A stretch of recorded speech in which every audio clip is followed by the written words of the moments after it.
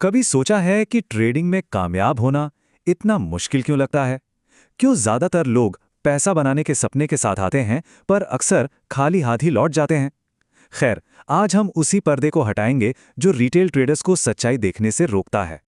ये कहानी हम में से ज्यादातर लोगों की है ना? हम सब ने उस एक जादुई इंडिकेटर या सीक्रेट फॉर्मूले की तलाश की है जो हमें रातों रात अमीर बना दे। लेकिन असली सच्चाई तो ये है कि यही होली ग्रेल की खोज ही नाकामी का सबसे बड़ा कारण बन जाती है।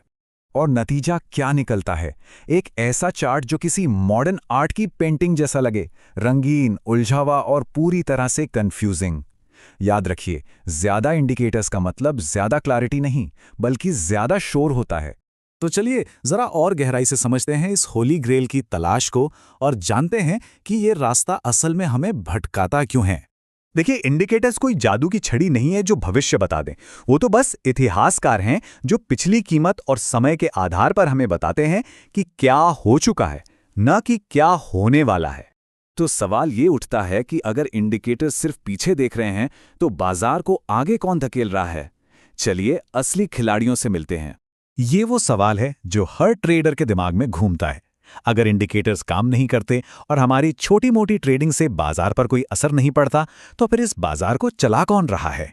जवाब है बड़े बड़े बैंक और फाइनेंशियल इंस्टीट्यूशंस। फॉरेक्स मार्केट को ही देख लीजिए। सिर्फ 10 बड़े बैंक जैसे सिटी और ड्यूश बैंक रोज के 80% ट्रेड को कंट्रोल करते हैं। और हम, मतलब रिटेल ट्रेडर्स, हम सब मिलकर भी रोज के वॉल्यूम का सिर्फ 3.5% हिस्सा है। सोचिए, हम समंदर में एक छोटी सी मछली की तरह हैं। और ये कहानी सिर्फ फॉरेक्स की नहीं है। बिटकॉइन में तो हाल और भी दिलचस्प है। सोच के देखिए, सिर्फ 4% एड्रेस के पास 96% से ज्यादा बिटकॉइन है। ये साफ साफ दिखाता है कि असली पावर कुछ ही हाथों में है। तो सीधी सी बात यह है, मार्केट को कुछ गिने चुने बड़े खिलाड़ी ही कंट्रोल करते हैं। वो अपने विशाल ऑर्डर से कीमतों को जहां चाहें वहां ले जा सकते हैं। हमें यह मानना होगा कि हम उनके बनाए मैदान में खेल रहे हैं। ठीक है, तो अगर ये उनका खेल है तो हम क्या कर सकते हैं? जवाब है, हम उनके कदमों के निशान पढ़ना सीख सकते हैं। इस सोच को बदलने के लिए ये एनालॉजी बहुत बढ़िया है। देखिए, सिर्फ अलग अलग कैंडलस्टिक पैटर्न देखना तो ऐसा है जैसे हम सिर्फ अक्षर पढ़ रहे हैं। लेकिन बाजार को सच में समझना है तो हमें पूरे वाक्य पढ़ने होंगे, पूरी कहानी समझनी होगी। और ये कहानी पढ़ने का तरीका है प्राइस एक्शन।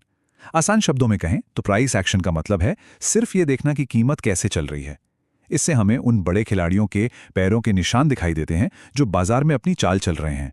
जब बड़े खिलाड़ी मार्केट में एंट्री करते हैं तो वो कोई ढोल नहीं बजाते, वो चुपचाप धीरे धीरे अपनी पोजीशन बनाते हैं। इससे चार्ट पर कीमत एक रेंज में घूमती भी दिखती है, और ये शांति अक्सर आने वाले तूफान का पहला संकेत होती है। तो अब इस ज्ञान को एक असल स्ट्रैटेजी में कैसे बदलें? चलिए एक बहुत ही सिंपल लेकिन पावरफुल पैटर्न को समझते हैं।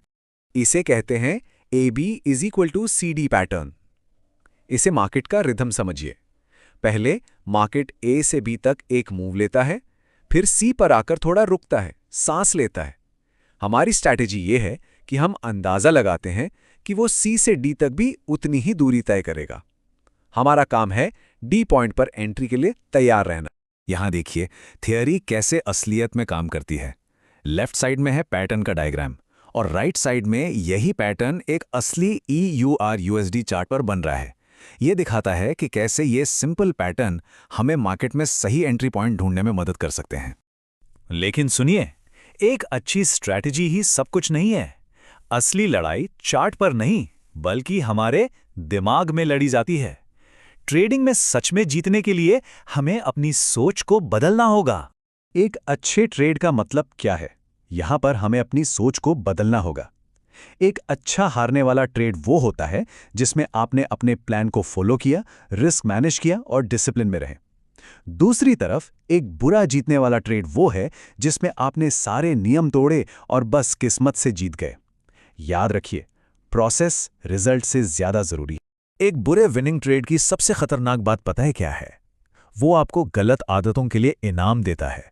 आप ये सीखने लगते हैं कि नियम तोड़ना ठीक है, और यही एक आदत आपको लॉन्ग टर्म में बर्बाद कर सकती है। तो आखिर में ट्रेडिंग भविष्य बताने का खेल नहीं है, ये तो चुनने का खेल है कि फॉलो किसे करना है। क्या उन इंडिकेटर्स को फॉलो करना है जो सिर्फ पीछे देखते हैं, या उन बड़े इंस्टीट्यूशंस को जो मार्केट को आगे ले जाते हैं? चुनाव आपका है। आप किसका